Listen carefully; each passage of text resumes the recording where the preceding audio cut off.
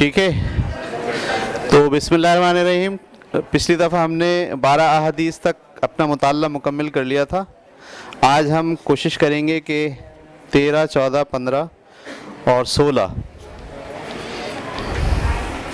ٹھیک ہے، احادیث نمبر 13، 14، 15 اور 16 ان کا ہم مطالعہ کریں گے. بسم اللہ الرحمن الرحیم. سب بچے محمد صلی اللہ علیہ وسلم کے لیے ایک درود پڑھ لیجئے.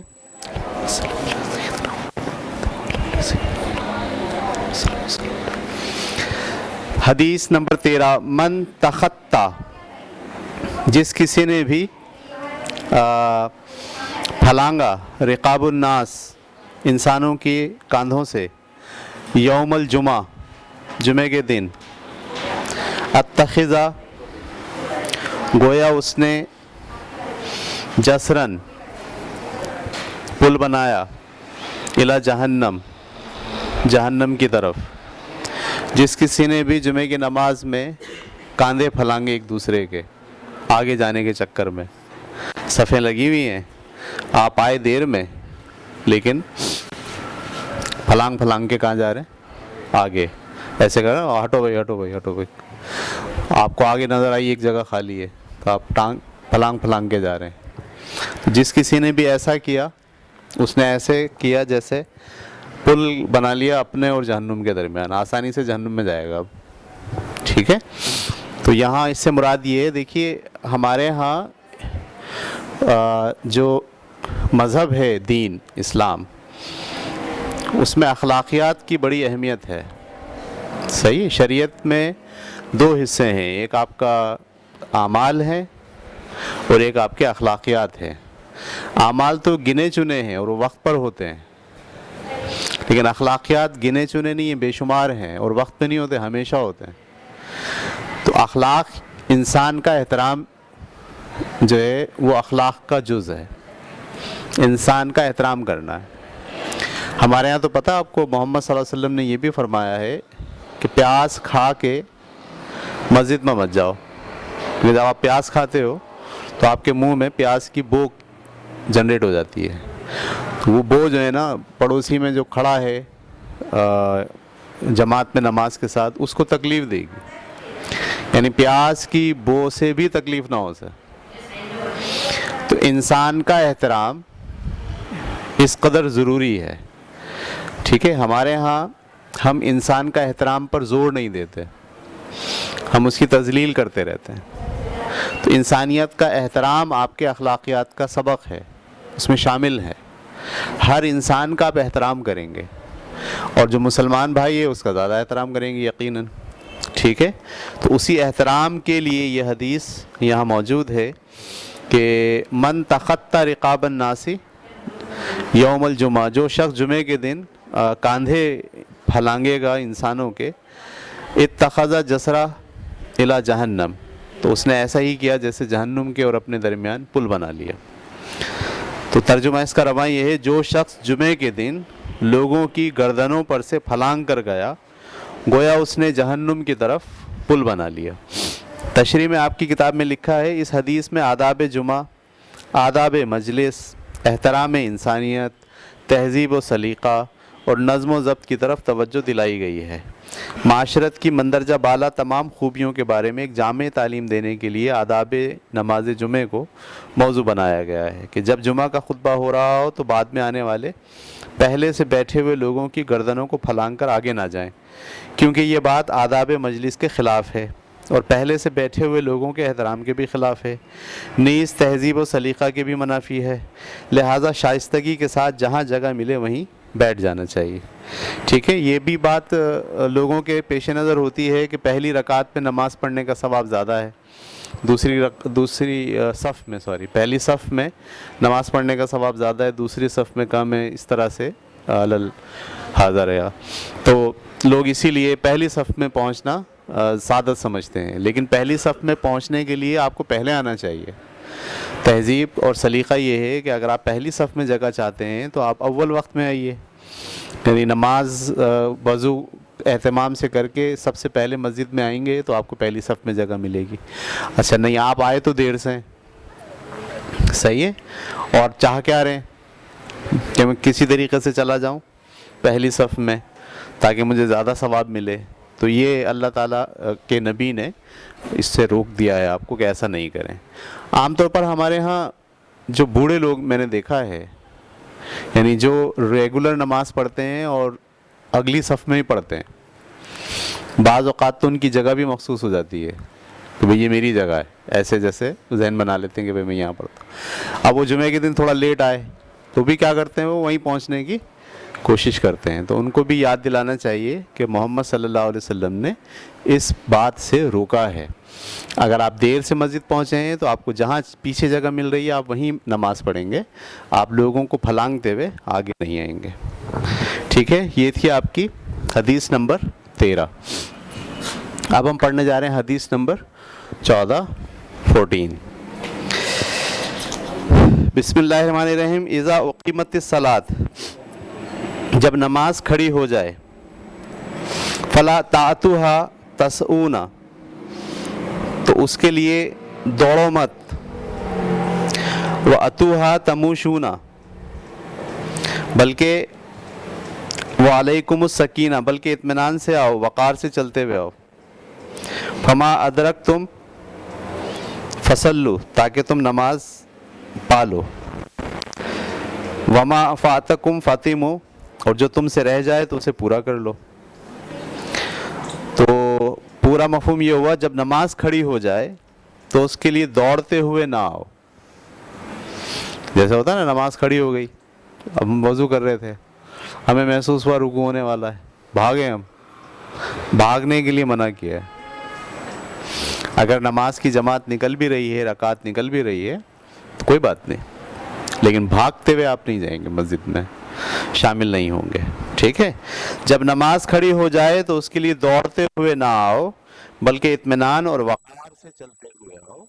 جو نماز تم پالو اسے ادا کر لو, اور جو تم سے رہ جائے تو اسے پورا کر لو. اگر رکعت نکل گئی ہے تو سلام پھیرتے ہیں امام صاحب, آپ سلام مت پھیرو, آپ اپنی رکعت پوری کر لو. لیکن اس ڈر سے کہ رکعت نکل جائے گی, بھاگ رہے ہیں, دوڑ رہے ہیں, مسجد کی طرف دوڑ لگائی ہوئی ہے, یہ مناسب رویہ ہی نہیں ہے. اس سے محمد صلی اللہ علیہ وسلم نے منع فرما دیا, ایسا مت کرو. ٹھیک ہے, اس حدیث میں باجماعت نماز کے آداب کی طرف رہنمائی کی گئی ہے. وہ یہ کہ اول تو ہم باجماعت نماز ادا کرنے کے لیے وقت پر مسجد میں پہنچیں اور تکبیر اولیٰ میں شریک ہوں. تکبیر اولیٰ کسے کہتے ہیں؟ امام صاحب جب کہتے ہیں اللہ اکبر, اپنا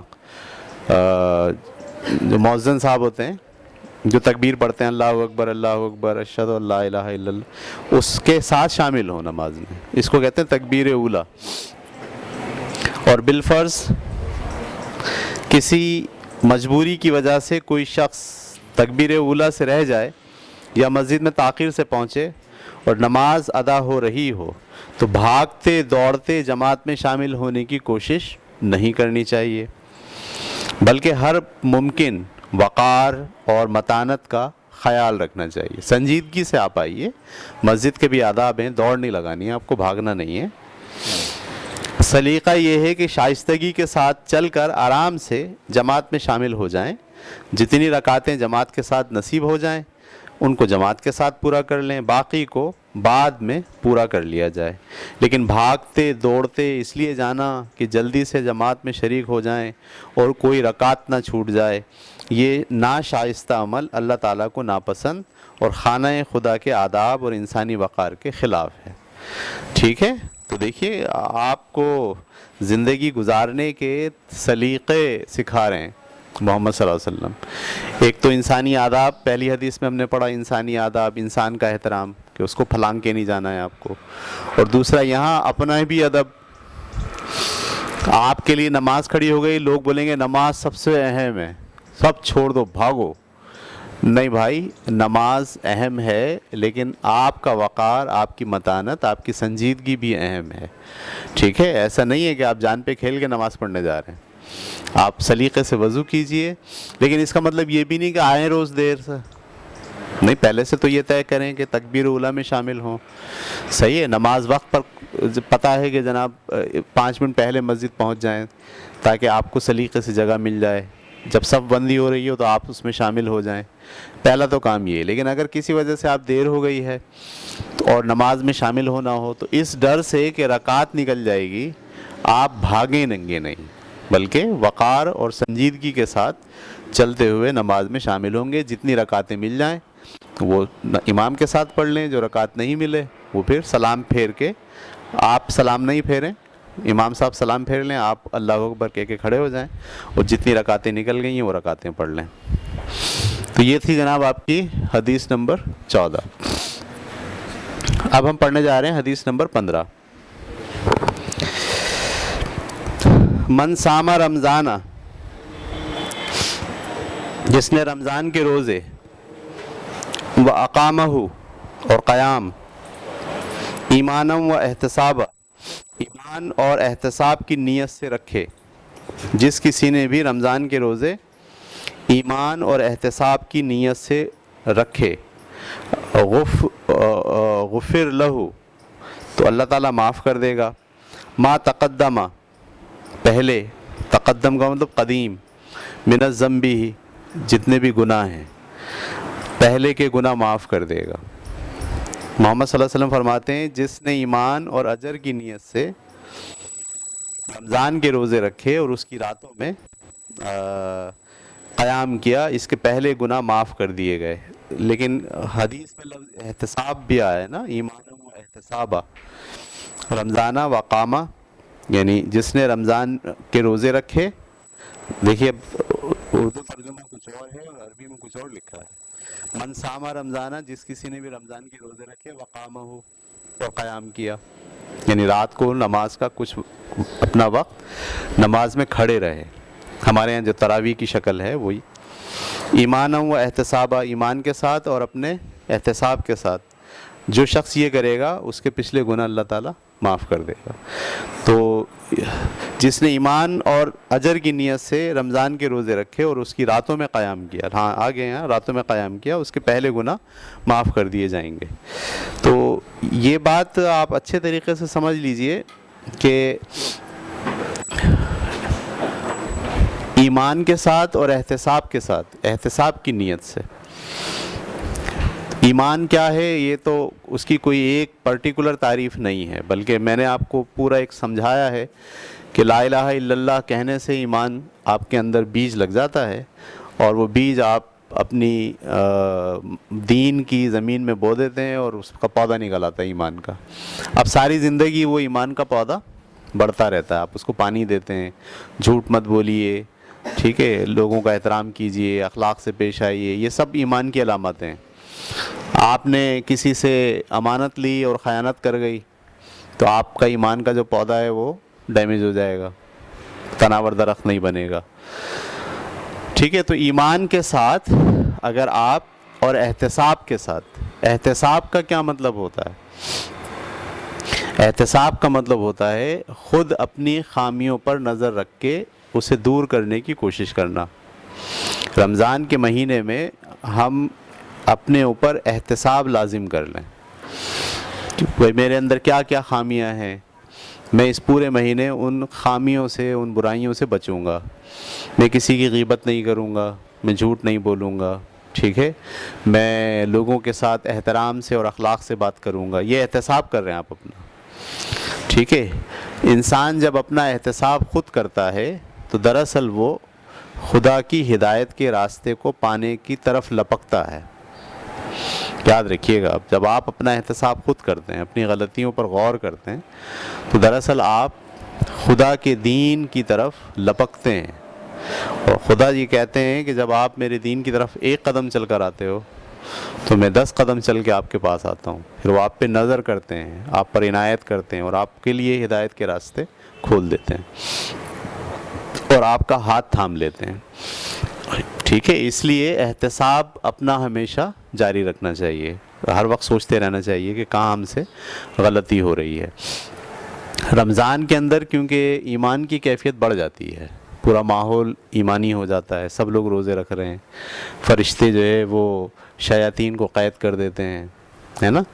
تو آپ کے پاس ماحول اچھا ہو جاتا ہے، موقع اچھا ہوتا ہے، ایمان بڑھاوا ہوتا ہے. ایسے میں اگر احتساب بھی کرے آدمی، اپنے اوپر غور و فکر شروع کر دے، ٹھیک ہے، تو پھر اس کی ہدایت کے پانے کی اور ہدایت کے راستے پہ چلنے کی جو کیپیبلٹی ہے، صلاحیت ہے، اس میں اضافہ ہو جاتا ہے.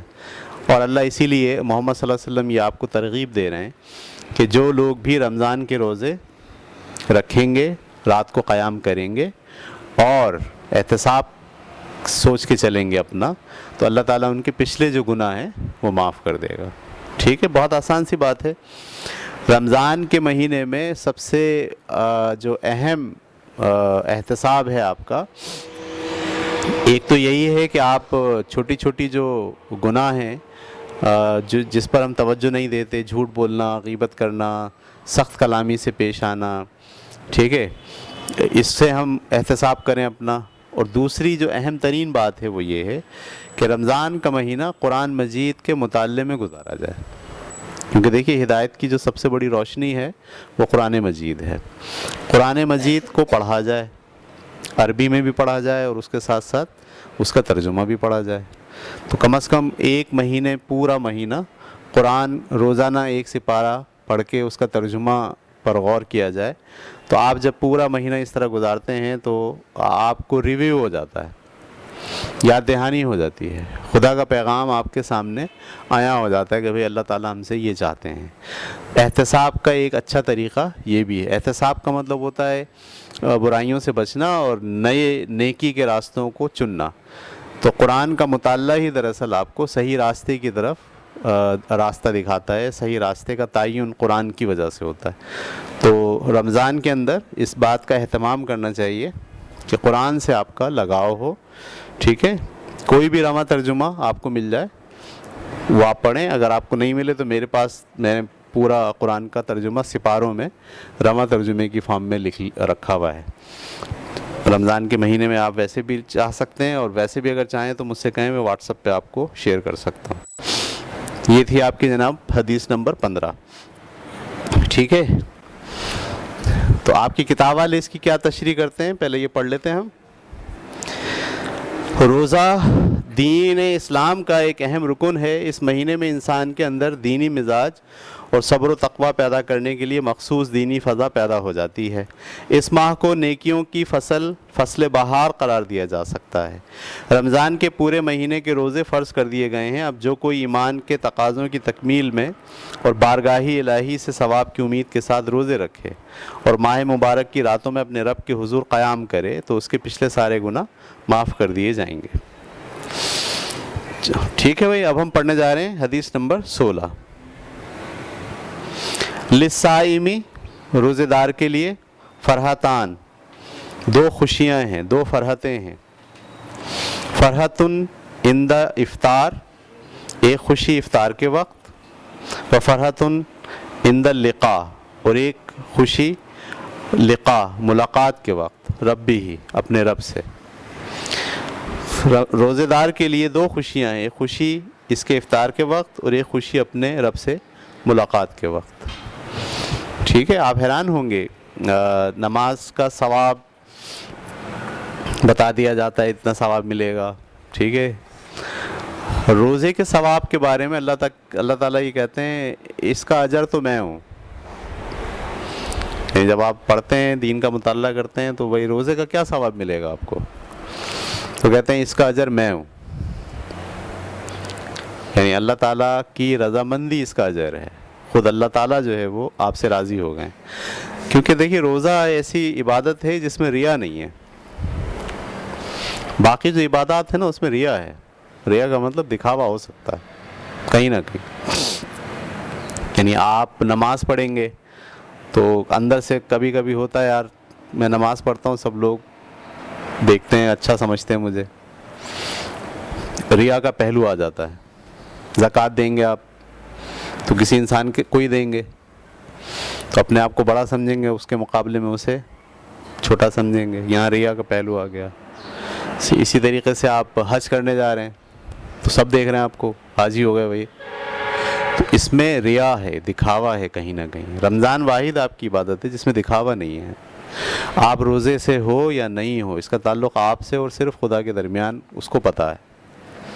ورنہ آپ جا کے دنیا کو بتانے کے لیے تو بولے میں روزے سے ہوں, اور چپ کے وضو کرتے وقت پانی پی رہے ہیں.